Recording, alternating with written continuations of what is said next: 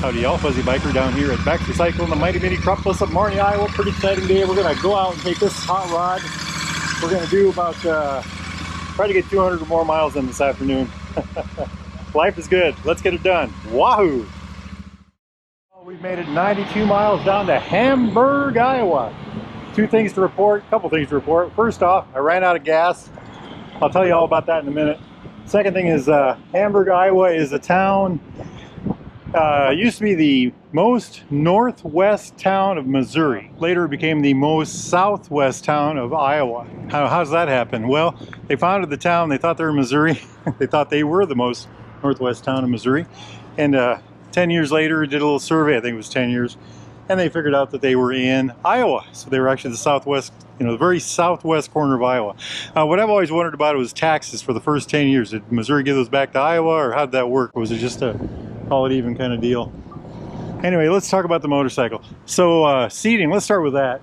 I was okay for the most part, but I got pretty uncomfortable. This seat is something I'm not used to yet. It has some hard spots in it. It's got some, you can kind of move around in it. Like, I was trying to sit back here a lot because that's what I'm used to. And at times I pushed forward and I got myself over here, and it's actually a whole different seat when you do that. It cups you different. I've just got to get used to it. I've only got what 160 miles on the bike, so by the time I have 1,000 miles on it, so early next week, hopefully, I'll have that seat down pat. As far as comfort, like my arms and my legs, and just fine. I'm having a little trouble, and I think it's because of these boots. I've got these heavy-duty motorcycle boots. I have to really lean forward to push on the brake. I might try to adjust that up. The shifting has gone fine. It's these boots are so large, you can see that there, that I've had to learn how to shift, get my foot under there. But now that I've got that down, it's not a problem at all. Handling, I did adjust the shocks. I don't know if you can see that down there.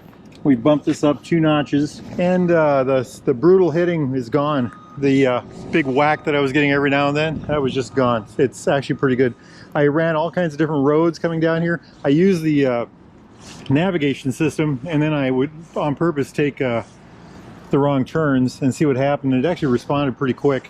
But what that allowed me to do was take roads that I just haven't been on in years, and a lot of old beat up roads, a lot of concrete roads, a lot of ones that were wore out, and the bike did pretty well overall. I wouldn't say it was a stellar ride, but I would say it was a good ride. Interestingly enough, I got on an old, just wore out to pieces asphalt road. One of those things that undulates and goes up and down, and the bike did really well on that. It loved it, actually. I can't say enough good about it on that part of the deal. Then we got to we got to the end of that particular road, it turned to gravel. 2 miles of gravel. So I did put 2 miles of gravel on the bike. If you kind of look close, you can see the dust. There's a fingerprint there. It's been an interesting and fun ride. As far as things like power go, it's not as powerful as an Interceptor. You do have it is gear sensitive. You have to make sure you're in the right gear. It's not terribly gear sensitive, but it is slightly. As far as going down the 2-lane blacktops go, no problems at all. Passing, I even did a 6th gear pass without any trouble at all. So it's got enough power for sure. I'm confident I can use this as a highway bike. I have not done any interstate yet, but I have done a lot of 2-lane blacktops and back roading. So the bike's working fine. So the big I ran out of gas thing, what happened there? Well, I was pushing it. I didn't know, I got the bike. I haven't put any gas in it yet. Well, until just recently, just minutes ago. And things were going good. The trip fuel meter came on. I've got 2 other Royal Enfields, and on both those bikes, you can go between 50 and 70 over, once it hits that trip meter. I was at about 35. I was going up a hill and started cutting out. I was a mile from a town, so I turned around, and it was cutting out desperately, especially the last. So I could see the gas station was up a hill, and I was going up that hill, and it started cutting out, and then it ran out. The motor just died. I pulled the clutch in, and I literally coasted to the pump. That is an honest-to-God story. Believe it or not, that is the real truth. And this tank, which is supposed to be a 4.1 gallon tank, took 3.92 gallons. I should have took a picture of that. So I'm now calling this a 3.9 gallon tank. Maybe it holds more, but the pump wasn't happy with it, so it didn't take more. I couldn't get any more in it. Maybe I should have put it on center stand. I don't know. But anyway, so that was a happy ending, I guess. A good, an adventurous ending. But you know what? Let's put this camera away. I'm going to run up the road here. There's a little park up here I just haven't been to in forever, and we'll stop and talk there. Hey, life is good. Wahoo! Well, we were supposed to stop at a state park, but I missed the park. I was having, I don't know what happened. I don't know if they removed the sign, or if I just looked the wrong way, or if I was having too much fun and missed the corner. But on the plus side, I did about 25 miles of wore-out asphalt. To the west of me was the Missouri River. To the right of me was Luss Hills. So it was twisty, it was windy, it was, you know, it undulated up and down. It kind of just, and this bike just ate it up, just did it incredibly well. But when you get it going in that sense, it did just fine. I was going between, I suppose, 45 to 70 and leaving it in 6th gear with no trouble at all. And then just for the heck of it, I jumped it down into 5th. So it was like a whole different beast. I mean, it just came to life, real wild. But I was perfectly happy doing that in 6th gear. So it ran very well, very well. It's different than any of my other bikes. It's incredibly different compared to my Classic or my Classic 350 or my, you know, that's a very nimble, small town bike that just does really well and even likes the 4-lane, or not the 4-lane, but the 2-lane blacktop. My Himalayan will do dirt, and, you know, my Himalayan will do anything. This is definitely a, I'm going to say it's a pavement bike, but I did do some gravel on it. And, you know, if you got on curvy gravel, this would probably do counter steering very well. I wouldn't do it. It's not made for that. It's a very heavy bike for that. And that's another thing, the weight.